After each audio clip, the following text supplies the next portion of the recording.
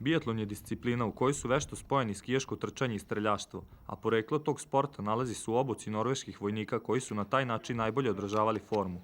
Iako tokom različitih skijaških deonica puls takmičara dostiže i 200 otkucaja u minutu, neposredno pred gađanje iz puške, biatlonci moraju da smire disanje i gotovo bez daha pogode 5 meta u nizu. Samo jedan promašaj znači i dodatni krug koji često može da napravi razliku između osvajača olimpijske medalje i ostalih takmičara. Biatlon klub Novi Sad je relativno mlad kolektiv, čiji je prevashodni cilj popularizacija tog izuzetno zanimljivog sporta. Sport kao sport, sam po sebi volim sport, ali taj poseban vid umora i pucanje koje treba da bude savršeno u najtežem trenutku, najvećem naporu, to me najviše privuklo. To je pre nekih 6-7 meseci sam počeo. Pa svidelo mi se prvo što je to zimski sport, dosta je neobično, kod nas nezastupljeno i to sam se okušam u nečemu novom, da im kako izgleda. Koliko je fizički, ali i tehnički zahtevan biatlon? Šta sve zahteva od jednog biatlonca? Kako treningi izgleda?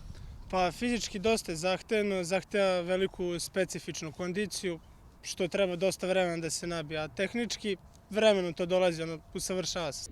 Glavna razlika između letnjeg i zimskog biatlona ogleda se u opremi koju takmičari koriste. Iako Biatlon klub Novi Sad koristi rolere koji su namenjeni za letnji biatlon, to ih ne sprečava da se takmiče i na skijama kada dođe sezona.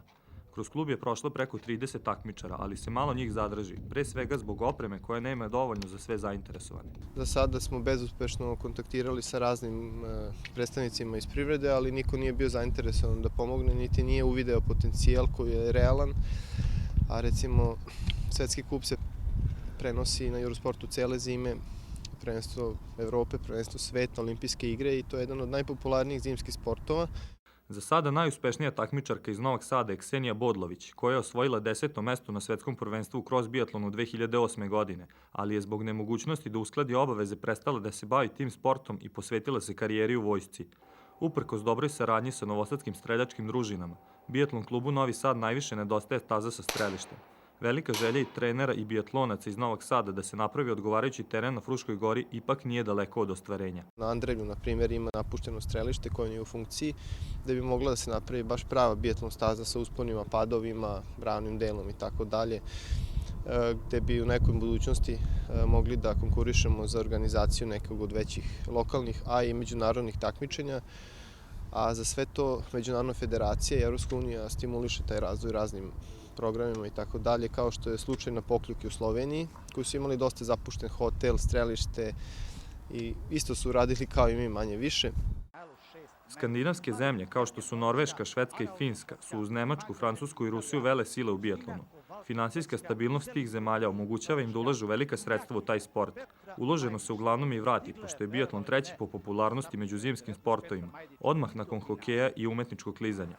Veoma bi nezahvalno bilo reći da Srbija može da parira navedenim nacijama, ali samo takmičenje protiv najboljih donosi napredak.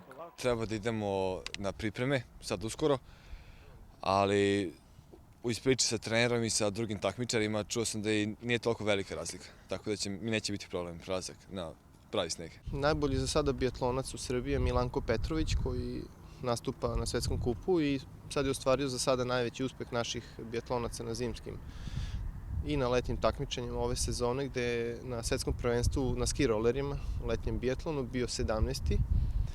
A ove godine je prvi put ušao u Potter, odnosno Pursuit, zauzevši 58. mesto i tu se popeo do 54. mesta.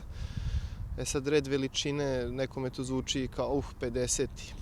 Jako je mala razlika, on je iza sebe ostavio, zauzevši to 58. mesto, 2 olimpijska šampiona i još 2 osvajača olimpijskih i svetskih medalja.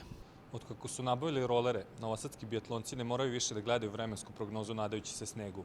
Jedino što im sada nedostaje je staza sa strelištem kako bi vežbali svoju veštinu. Ko zna, možda neki mladi biatlonac pokaže da je Srbija i vele sile u tom sportu. Isto kao što je Novak Đoković pokazao da je Srbija teniska nacija. Za sve koji ne žele da se takmiče, skijaško trčanje nudi pravu rekreaciju.